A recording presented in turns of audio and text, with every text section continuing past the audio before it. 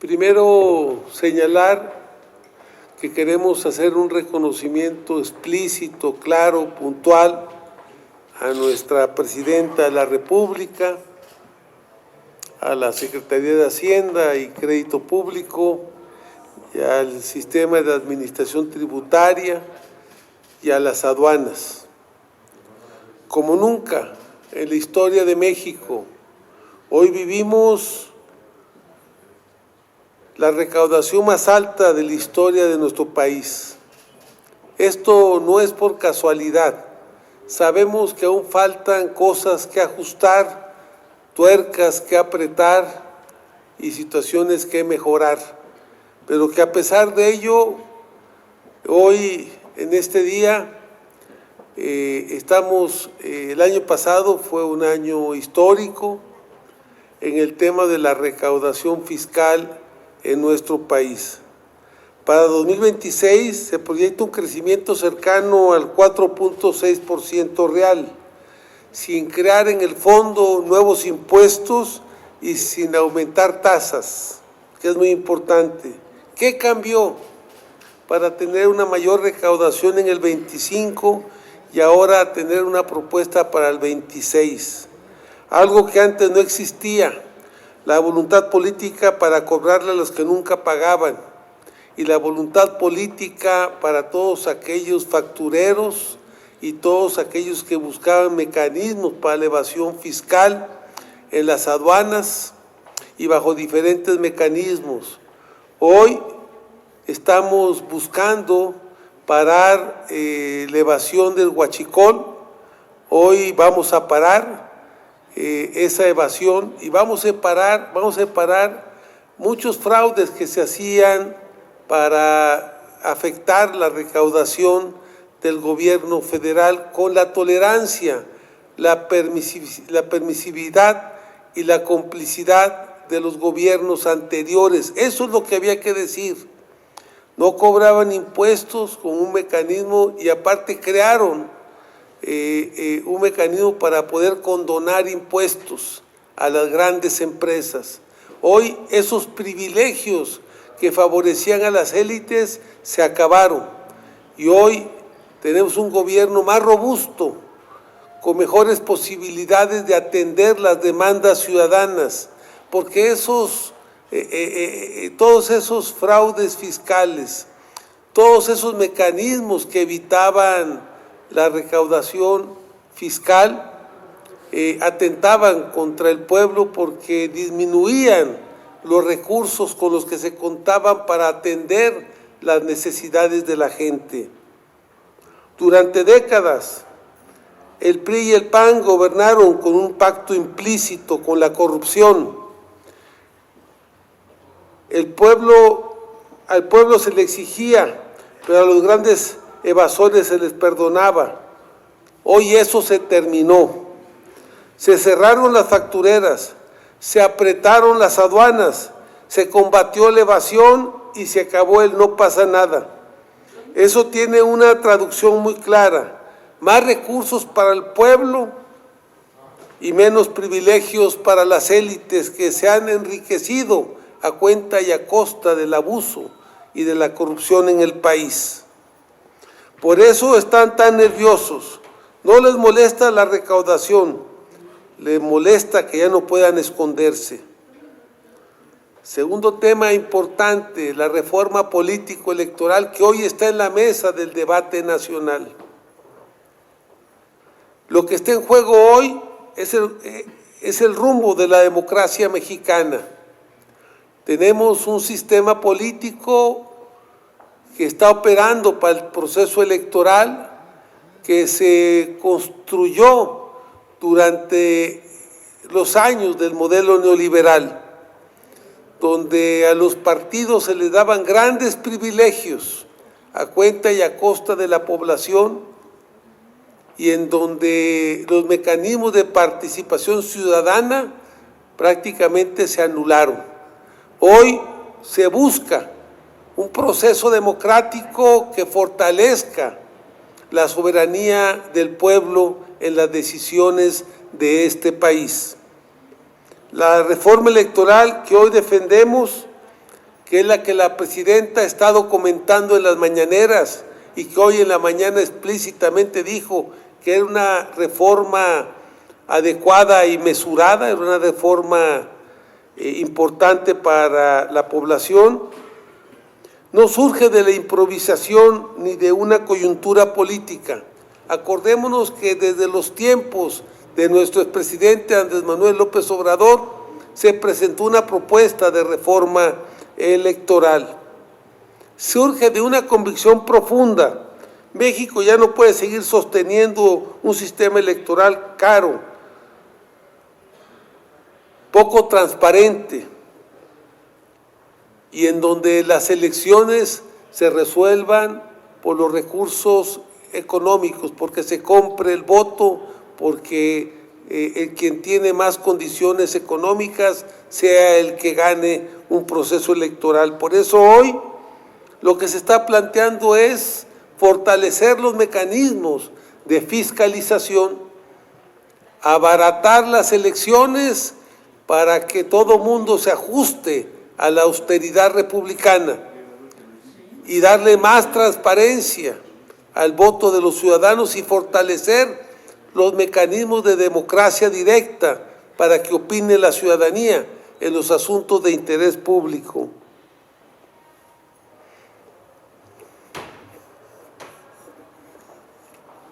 Surge de una exigencia social acumulada durante décadas. Pasamos en México de un sistema de partido único a un sistema de partidos, donde los que tenían el monopolio del poder eran los partidos. Hoy estamos planteando pasar del sistema de partidos a un sistema donde sean los ciudadanos, que es donde reside el poder de acuerdo a nuestra Constitución, los que cada vez participen y decidan más en el rumbo y en las políticas públicas de nuestro país.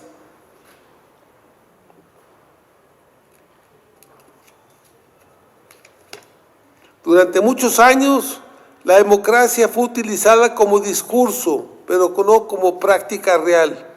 Se construyeron instituciones blindadas, intocables, alejadas de la ciudadanía, mientras se normalizaba el dispendio de recursos públicos y se toleraban decisiones que no siempre reflejaban la voluntad popular. ¿Cómo se decidía quiénes eran integrantes del Consejo del INE? Porque se plantea lo de la autonomía del INE. Pues los que decidían eran las cuotas.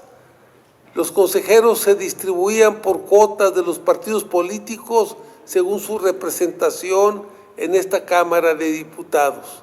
Hoy lo que estamos planteando desde el sexenio anterior es un cambio, no vulnerando la autonomía del órgano, sino buscando que los integrantes de ese órgano electoral surjan no de una posición partidaria, sino que surjan realmente para constituirse, para integrarse por personas que realmente tengan una autoridad moral y una práctica democrática en su vida.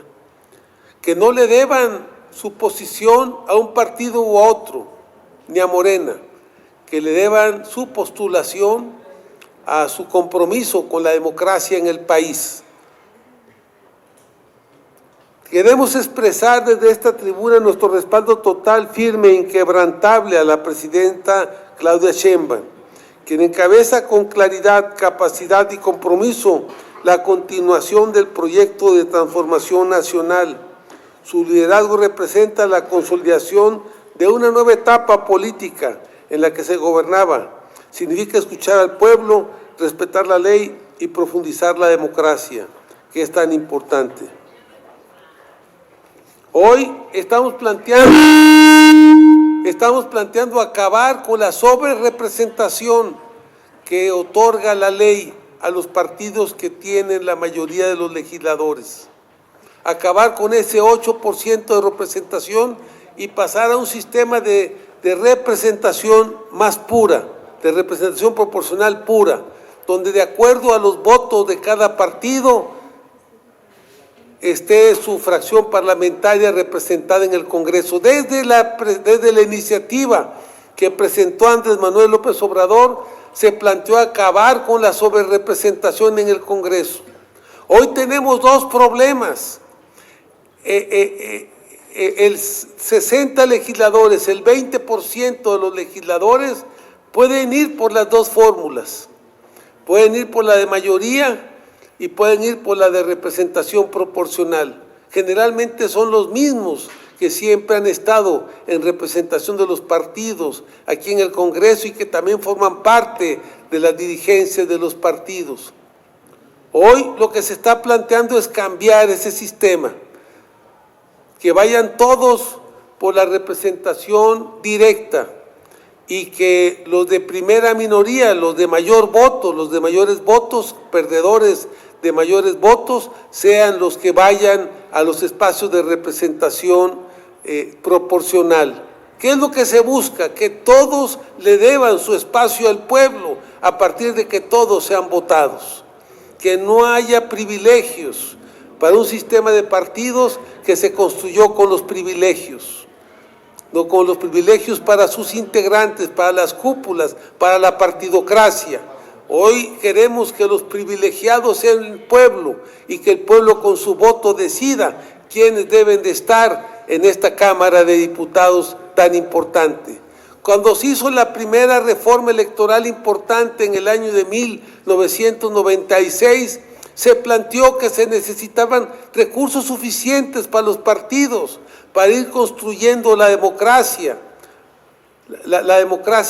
del sistema de partidos, para dar a conocer las propuestas y los candidatos de los partidos y para que los partidos pudieran comprar tiempos en los medios de comunicación o espacios en los periódicos nacionales.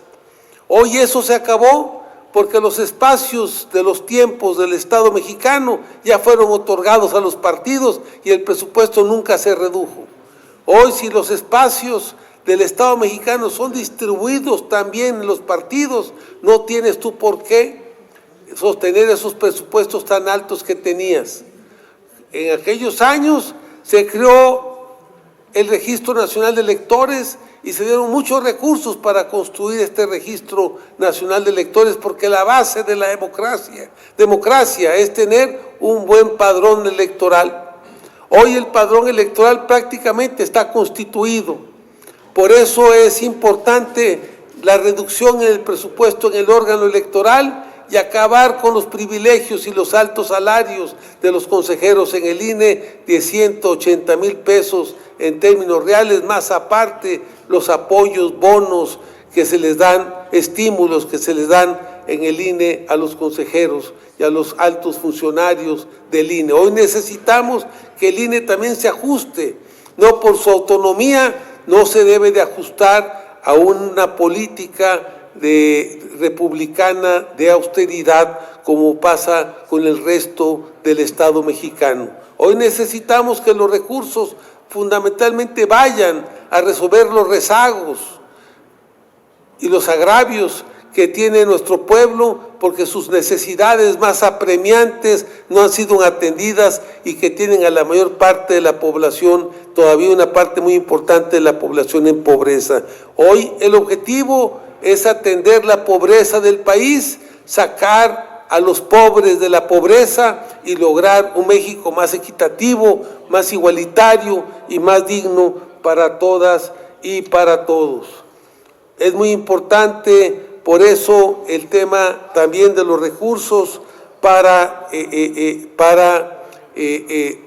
ajustar al INE a la estrategia nacional del país. Hoy no existe una iniciativa formal presentada. Lo que hay es un proceso de reflexión, diálogo y construcción de consensos, encabezado por la presidenta, para adecuar las reglas democráticas a una nueva realidad política y social. México ya no es el que hace 20 o 30 años. Hoy la ciudadanía participa más, se informa y está más informada y exige más. Por eso es legítimo abrir la discusión sobre cómo garantizar una representación democrática real, eficiente y que no sea excesivamente onerosa para el país. Hoy se está planteando también el tema del voto electrónico, que creo que ayudaría mucho en el tema de ahorrar recursos y de lograr que el voto, que usemos las nuevas tecnologías en el tema de la votación.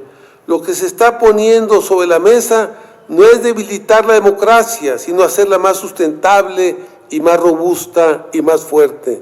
Durante décadas se construyó un sistema electoral carísimo, con estructuras sobredimensionadas que no necesariamente mejoran la calidad de la representación, pero sí elevaron el gasto público en forma excesiva. En este diálogo responsable se han planteado ideas que buscan, uno, reducir costos excesivos en la organización electoral para que estos recursos puedan destinarse a programas sociales y derechos y no a burocracias políticas. Revisar las prerrogativas públicas a partidos políticos y el gasto de las instituciones electorales, porque la política no puede seguir siendo un negocio financiado sin límites para el erario, para fortalecer fundamentalmente a la partidocracia. Analizar el tamaño y funcionamiento del Poder Legislativo con el objetivo de hacerlo más eficiente, sin romper equilibrios ni cancelar la representación de las minorías. Eliminar duplicidades de funciones entre el órgano electoral nacional y los órganos locales, sin desaparecerlos, respetando la autonomía de las entidades, pero evitando estructuras paralelas que solo generan gastos. Nada de esto se ha impuesto, todo está en proceso de diálogo con las fuerzas políticas, con aliados del movimiento, el Partido Verde Ecologista y el Partido del Trabajo y con diferentes actores. Porque una reforma de esta naturaleza requiere consenso, legitimidad y responsabilidad democrática. Mientras la derecha y el PRI y el PAN intentan sembrar miedo diciendo que se quiere destruir la democracia y construir el viejo sistema del partido único de Estado, la realidad es otra. Es que por primera vez se está discutiendo cómo hacer una democracia menos costosa y más cercana a la gente. Nosotros respaldamos a la presidenta porque ha optado por el camino correcto, diálogo, consenso y visión de Estado. No imposición ni ocurrencias, no autoritarismos.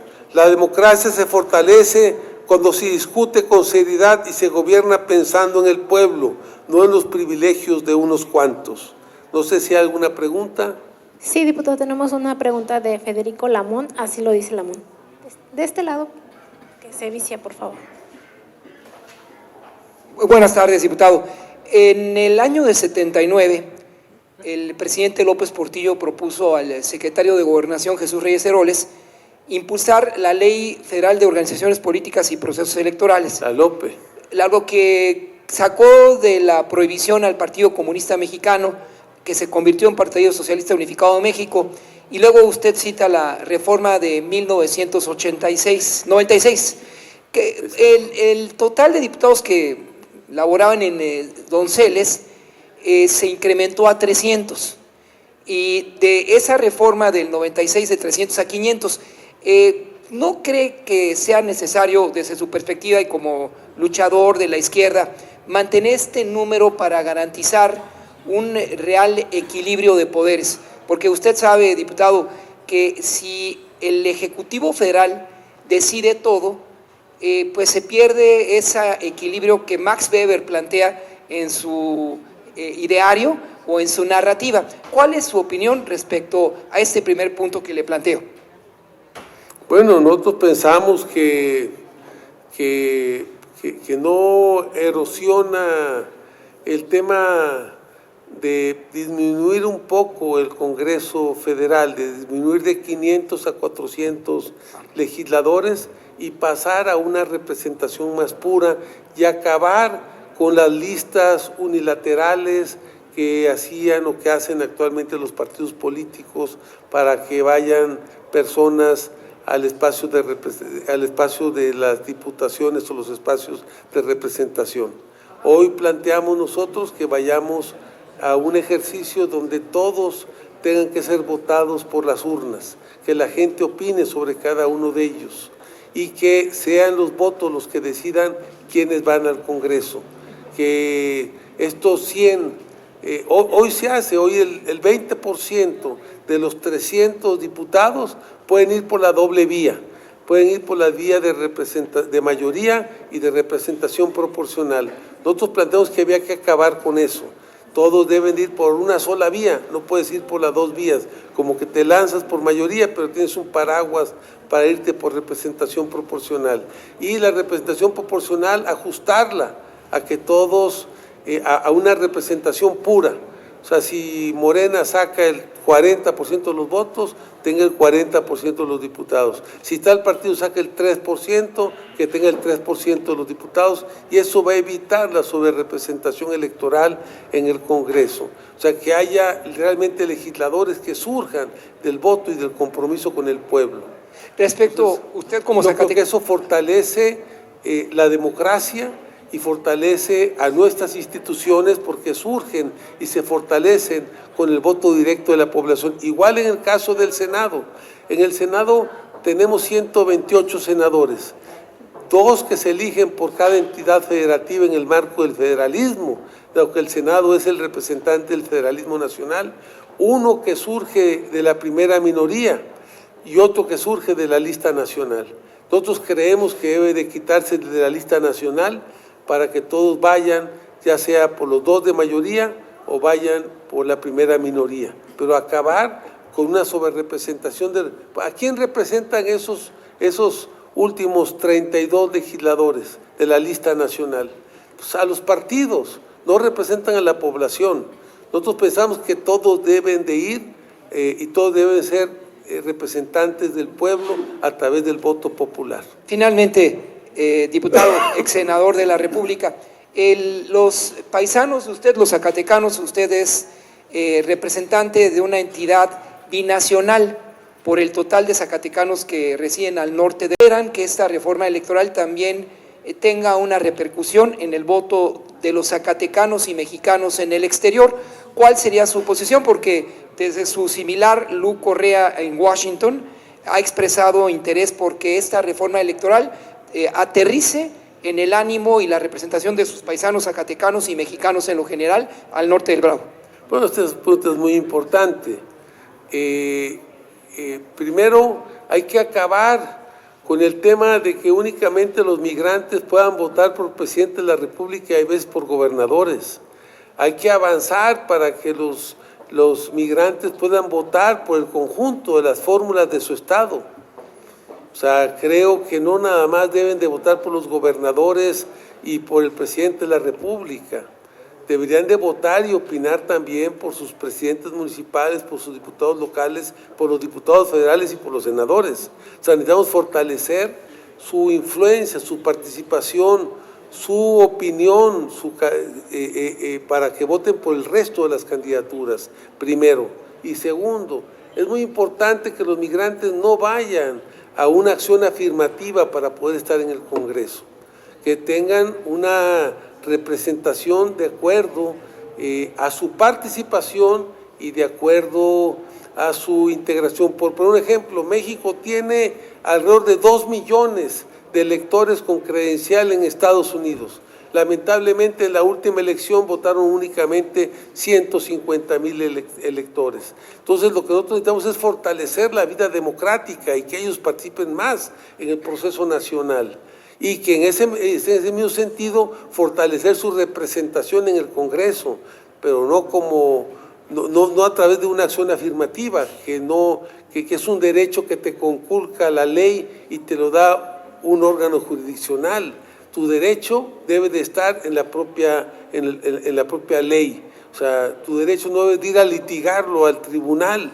Tu derecho debe de estar plasmado en la ley para que tú tengas una representación. Y igual pasa con los jóvenes. Los jóvenes en la elección última votaron por la presidenta de la República, casi el 26% de los electores fueron jóvenes. Y únicamente tenemos en esta Cámara de Diputados el 1% de los 500 diputados son jóvenes, o sea, 6 jóvenes de 500 diputados. Y en la Cámara de Senadores de los 128, solamente una, Andrea Chávez, es joven. Entonces, esto no es posible. Necesitamos no nada más fortalecer la paridad, sino también fortalecer la diversidad en la representación. pues no sé si hay otra pregunta, sino agradecerles a todas y a todos ustedes por acompañarnos en esta conferencia. Gracias. Muchas gracias.